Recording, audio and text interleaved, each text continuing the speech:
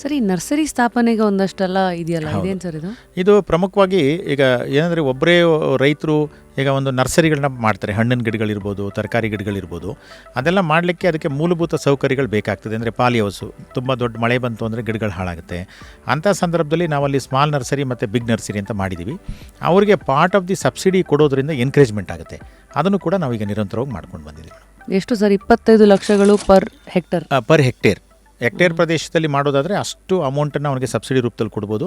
ಸಣ್ಣ ನರ್ಸರಿ ಆದರೆ ಅವನಿಗೆ ಸುಮಾರು 75,000 ಸಹಾಯಧನ ಕೊಡ್ಬೋದು.